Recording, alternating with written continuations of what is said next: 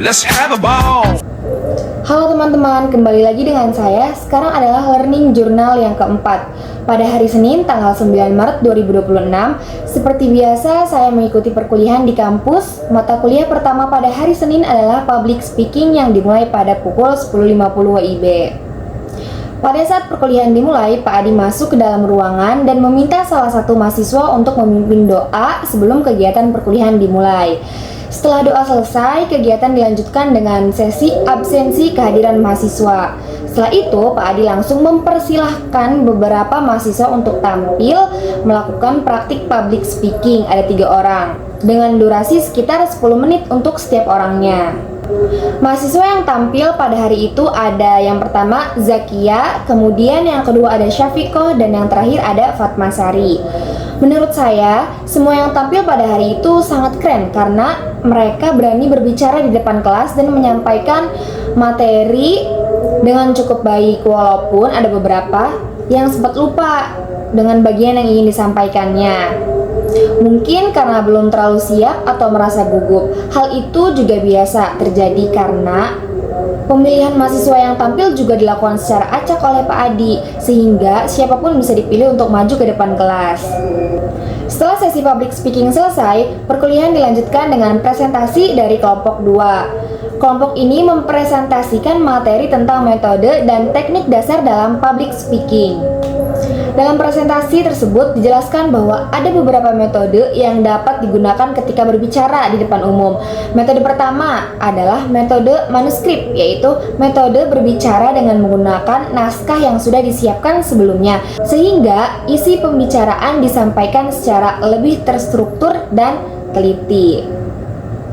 Metode kedua adalah metode hafalan atau memoriter, yaitu pembicara menghafal materi yang akan disampaikan sehingga saat berbicara tidak perlu melihat naskah lagi.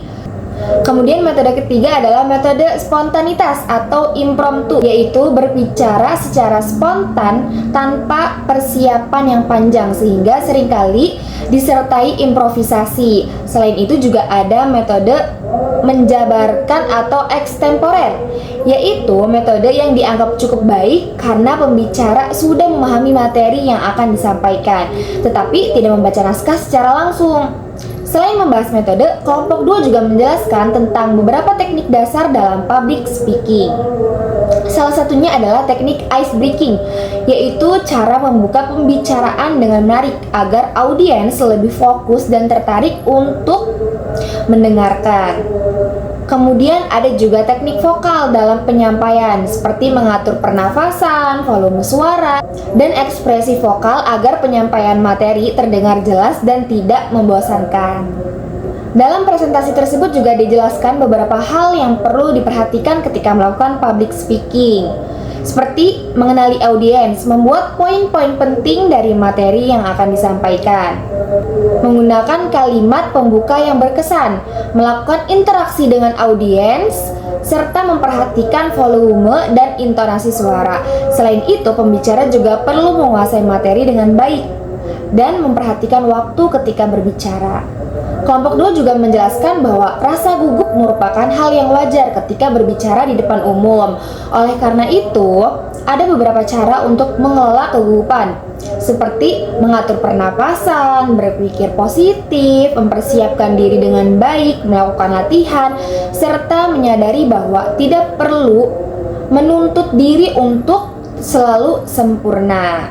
Selain itu, pembicara juga perlu memperhatikan ekspresi diri dan bahasa tubuh, seperti postur tubuh, kontak mata dengan audiens, gestur yang tepat, serta kecepatan berbicara agar pesan yang disampaikan dapat diterima dengan baik oleh pendengar. Dari perkuliahan hari itu, saya mendapatkan pemahaman bahwa public speaking tidak hanya tentang berbicara di depan banyak orang, tetapi juga membutuhkan metode, teknik, dan persiapan yang baik agar pesan yang disampaikan dapat dipahami oleh audiens. Selain itu, rasa gugup juga merupakan hal yang wajar, sehingga yang terpenting adalah bagaimana kita bisa mengelola rasa gugup tersebut dan tetap percaya diri saat berbicara di depan umum. Mungkin cukup sampai sini. Wassalamualaikum warahmatullahi wabarakatuh.